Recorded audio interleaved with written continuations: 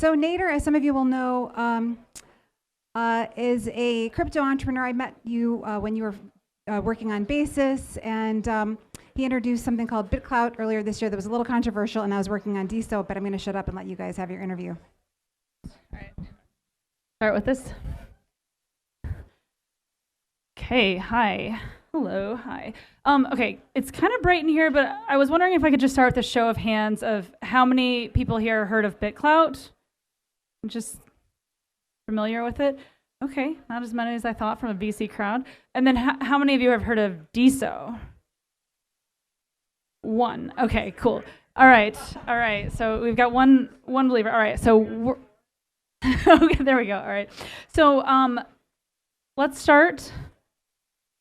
First, I want to back up and just talk about, so you have raised for your company and project $40 million from traditional VC funds and $230 million or so from users in tokens, correct? And your last startup, this is really wild, Basis, returned the money that you raised to investors. So that's super rare. So I just want to get a quick yes, no. Any plans to return the $270 million that you have currently? No one's asking for that. Okay, all right, cool. Just wanted to check on that first before we get going.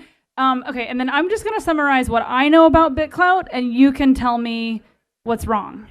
My understanding is it is a site to buy and trade crypto tied to a person's clout. So kind of like Clout, remember Clout, but for money. It went viral in the spring. People loved it. People hated it. Someone described it as dystopian. You got sued. How much of that is true? What actually happened? Keeping it spicy. I love it. This is the crypto conversation. But yeah, maybe I'll just go back a second. So my last company was Basis. It was a stable coin that basically, instead of being backed one-to-one with dollars, it was backed, there are many ways to explain it, but you can imagine it's over-collateralized with a crypto asset. And that way you don't have to rely on banks to have USD equivalent on crypto exchanges or in developing countries. And yes, I raised $140 million from people all over the Valley and beyond. I think Andreessen was in there. Just Lightspeed, a ton of really great backers. But it turned out that, in 2018, the SEC kind of came out very strong against certain types of business models that involve having a coin, and they say, oh, this is probably a security. And so I talked to the SEC, and they were like, this you can't do this, and a lot of things happened, but ultimately couldn't find something at the intersection of what I thought was compliant and also really, really as exciting as what we set out to do, and made a tough decision to basically return basically $130 million out of $140 million, and that was all lawyer costs trying to figure out how to make the business compliant and start over. Yeah, I don't know. I think some people have, but yeah. So in early 2019, I actually had less money than when I started. So I had maybe 3 years of runway and Google savings, even though all that happened. But yeah, in early 2019, I started thinking about what's next, and I got really excited about the concept of decentralizing social media. And so I got really excited about it in particular because I became convinced, I won't say it's inevitable that social media will be on a blockchain, but I think it's very asymmetric. And the reason is that when you have an open platform, for example, like Ethereum, versus a closed platform like what the traditional banks were, really all it takes is for one killer app to be built on that open platform. And then people, it brings a lot of users, and then those users are accessible to the other apps on that platform. And so there's a really strong, again, I think it's an asymmetry when you have an open platform. And so, and actually another way to think about it in social is Facebook, when Instagram came up, that's dangerous to Facebook because that's a data moat that they don't have access to. They don't share, social companies don't share users. But in contrast, if you have all the profiles on blockchain and if you have all the posts and content on the blockchain, then one app becoming really successful actually enhances all of the other apps on the platform, creates more content in that pool, creates more identities that are tied to it, and actually there's money as well, so there's even more there. So yeah, so got really excited about that concept and looked around the market and realized, wow, like none of the existing blockchains can actually like run a social app at scale because they actually can't store and index data very efficiently. So yeah. So why, I like the idea of an open network for social media, but why does it have to be crypto? Why does it have to be on a blockchain? Yeah, so blockchains are really great for creating open platforms because when you have a blockchain, it's something that is it's like open by design, like open by construction. And so with Deso, it's a blockchain similar to Bitcoin or Ethereum, but you can have, it supports social media transactions like creating a profile or creating a post. And the big thing is that it does that very, very cheaply, whereas to do it on Ethereum, just having like a tweet on Ethereum is like almost $100. Having a tweet on even some of the most advanced blockchains today costs like tens of cents, and they're only getting worse. But I'm still not sure why you need the blockchain here. Yeah, so obviously it's open by design, and so anyone can build on it, so that's really good. But I'll say another big thing that got me excited about, okay, this is why I think social media will be on a blockchain, aside from the open nature of it, is that you actually get access to what I call like money native features or like ownership-based features that are really hard. They're like not impossible to do in a centralized way, but they're not as good. So a really good example that came up is NFTs, where people kind of like that they're, when someone buys an NFT or a piece of art, they kind of like that it is transferable, like not owned by a particular app. That might change, but that was a very big thing. Deso also supports all kinds of other money native features. There's like tipping that's way more, like if you just use any app, like there's like diamondapp.com, which is really popular. There's polygram.cc. You'll immediately see like, oh wow, like money is like so easy to move around. You can buy an NFT, or you can give a tip really easily, or you can even the creator coins, where you can have a coin associated with your profile that people can buy and sell. All of that, it's not impossible to do in a centralized way, but again, when you're on the blockchain, moving large amounts of money is something you can do with very little technical and like legal red tape, basically. When you're on the blockchain, moving money is something you can do very easily without a lot of red tape. All right, that's one takeaway from me. But we got sidetracked here. Let's go back to BitClout. And my summary of it, was that accurate? Like, what happened? Yeah. So just to go from the top, I mean, Deso is a blockchain I've been working on since early 2019. And it's a blockchain that's built to power and scale social applications. So you can have profiles, posts, you can have follows, all this kind of basic social features are built into it. But you can also have some interesting money native features, like you can have a coin associated with your profile, NFTs, all that kind of stuff. And so BitClout, which you're talking about, was actually the first app that was built on the Deso blockchain, and it launched in March. It got all kinds of really famous people using it, like Gwyneth Paltrow, Tyga, Floyd Mayweather joined like the other day or something. Yeah, so that app blew up, and people really liked trading coins associated with people's profiles. But in addition to that, they liked NFTs associated with it, and all kinds of other of those features.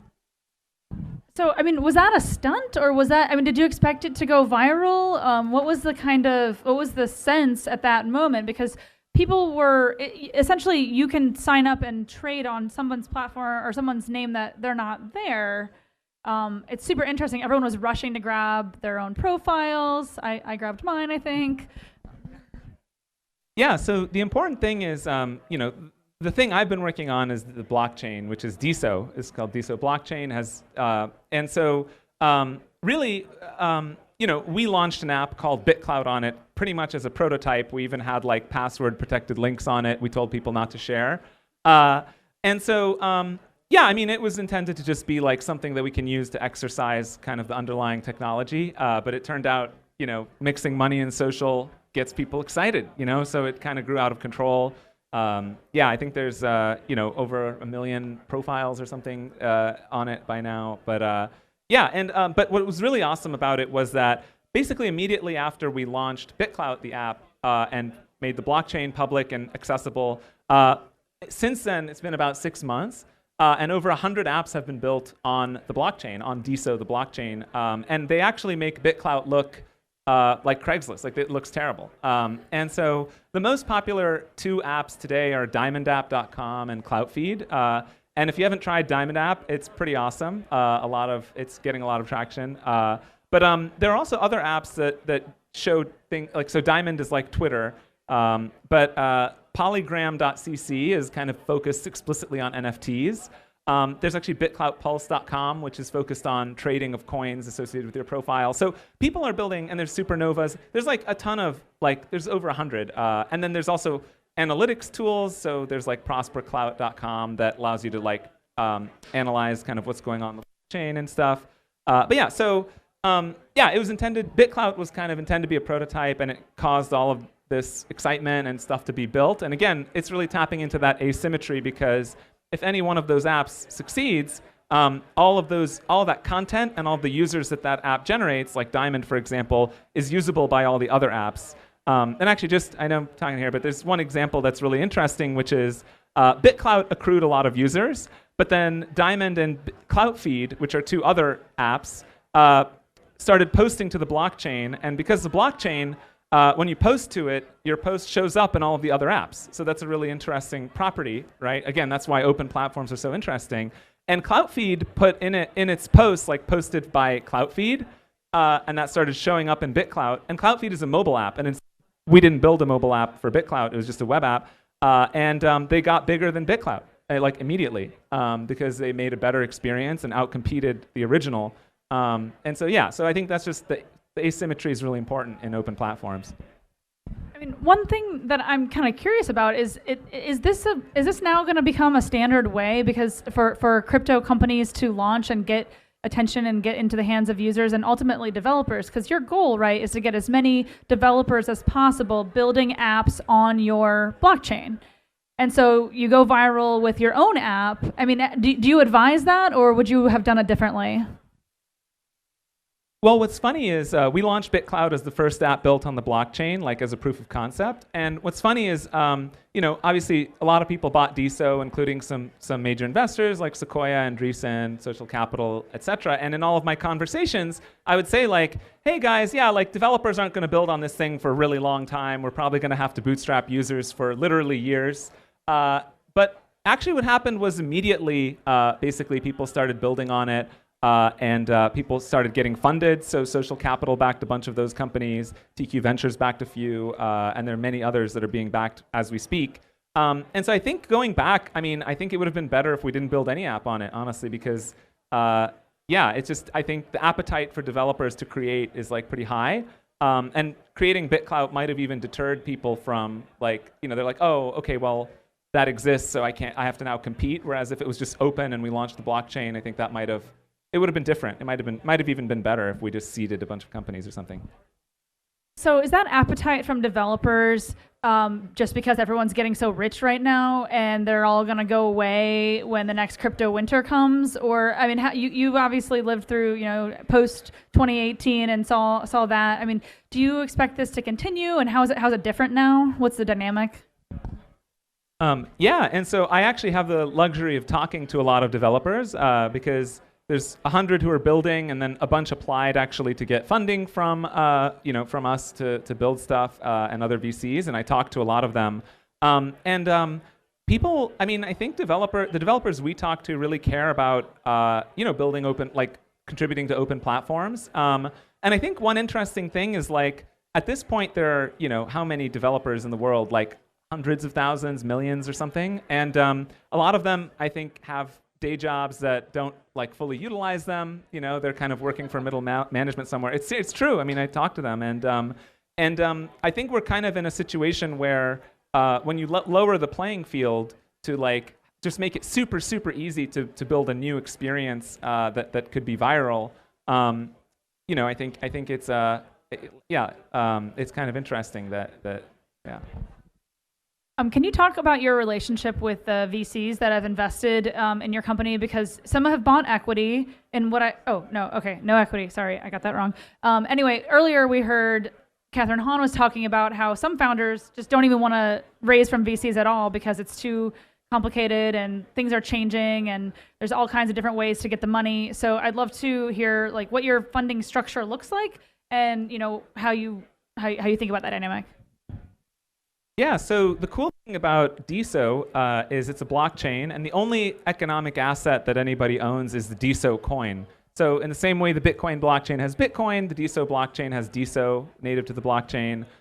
You can buy it on most Deso apps. Diamond app has it. And then you can also trade it on blockchain.com and Ascendex, and actually many big listings are coming soon. And yeah, but all the people that you mentioned, I think it varies. I think it's like 800 million. But which in crypto is actually quite small. But I think, many are like 50 billion plus. But and I actually think that the upside of Deso is much more than a lot of other things. But yeah, that's obviously I'm biased. But anyway, the investors that you mentioned hold Deso coins, just like anybody who goes and buys it on the market today owns them. We actually did not have a corporate entity until like a month or two ago. That's because we didn't need one. We just kind of, people bought coins from the blockchain kind of through a crowd sale mechanism. And then a couple months ago, we set up a foundation, which is a nonprofit. So that's not actually an economic thing. It's mainly just so that we can hire people and do things that a normal company can do. But yeah, all the funding and all that stuff is through Deso coins, which is cool. And that also played into your decision to not be anonymous anymore too, right? Like you started out being known only as Diamond Hands, and then you decided that maybe it was easier for your company to seem legit if you used your real name, or what was the thinking there? Yeah, so when we launched Deso and BitClout in March, April of this year, I actually was pseudonymous. So I launched it under a pseudonym, Diamond Hands, and it being like a social thing, like I had a profile and I didn't really need to, like have my name out there. And I always believed that the best way to build something that's decentralized and the best way to empower people to build on what you're doing is to not have a company, not have a CEO, not have like, someone that, creates a point of like concentration or, something that can take economics away from people. So I think that the pseudonymity was very empowering early on, like kind of like how Bitcoin had Satoshi Nakamoto, a pseudonymous creator, trying to replicate the success of that. But yeah, ultimately what happened was it became very difficult to meeting people obviously is hard because now people know your identity, but also with the press, a lot of media just started writing their own stories, not having facts because they don't know who to talk to, right? And so so I put myself out there and I doxed myself, as they say, and I think it's been going really well since then because people feel like they can really trust the platform a bit more, and I think in the short term where we had me being pseudonymous, that's actually when we had that was the spark of all these developers really turning over, and it's been growing since then. But the spark, I think, was partly because I was pseudonymous. I think it helped. That's so interesting. Crypto world credibility is totally different than real world. So I think I'm going to open up to questions in just a minute. So, be thinking about those. But I want to ask just sort of more of a big picture question about just crypto. Like, how do you think we will know, or maybe we already do know, that crypto is not just kind of like a fun gambling toy for the internet, that it is, real world uses that are superior to existing solutions? Yeah, I mean, it depends on what you mean. I mean, if you go on like diamondapp.com, you're not going to see like just speculation or whatever. You're going to see like music artists, who are creating music and actually making money off of it. You're seeing people who were not well known, but who people like really believed in. Deso gives you, like the coins on Deso give you a way to invest in someone before they're popular and then actually make money if they become popular, right? And so that's actually really helped a lot of creators like grow. Like there's this guy, Clay Perry Music, who has really good music. I mean, he made over $100,000 on Deso. It's more than he's ever made, in his entire career as a musician. So I think from a standpoint of empowering creators, like we're definitely there. You know, and I think that over time, it's only going to get more and more utility oriented. And I think mixing that speculation with things that are utility oriented, like social, is the first step, and it's just going to grow from there. All right. Anyone in the audience have any questions? I really can't see. So if there is somebody, go ahead and raise your hand. Oh, go ahead. Yeah. In terms of Deso penetration and growth, are you seeing that globally, or is there a concentration just in the US or the Americas at this point? Yeah. Got you. Yeah, so it's actually getting hard to tell at this point because we don't run the dominant, BitClout is no longer dominant. And so, you know, the users on CloutFeed, like Diamond, I have no idea, like the IPs that they're coming from. That said, you know, if you spot check, there have been like very clear pockets that are growing. So Turkey and the Netherlands in particular are clearly becoming like very popular pockets. And I think in Turkey in particular, my wife's Turkish, but it's a coincidence. Turkey, I think, really loves crypto, is what I learned. Yeah, and you know, Deso, again, because it's an open platform, you can actually just you can look through all the posts that are coming through, and I'm starting to see Chinese for the first time, you know, as of a few weeks ago, and so it is pretty. It's hard to know for sure, but it's definitely penetrating, and it's exciting. So. All right. You got one more? I have one more. I mean, so we've talked a lot about social, which is the core of what you're building, and you can't talk about that without talking about Facebook, or Meta, as I should call it now, I guess. So how do you think about? I mean, are you actually going up against Facebook? They have their own crypto stuff too. Like, how do you, as kind of a pirate ship startup, think about that challenge? Yeah, that's a very rich question. I think, so the business models that the apps that are built on Deso are running are actually quite different.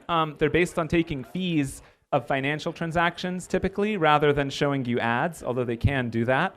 And what's interesting is, you know, like using the traditional financial system, you can't really throw you can't throw tens of thousands of dollars around the way you can on a blockchain, just because, again, that red tape really is meaningful. Like there's chargebacks and all this kind of stuff.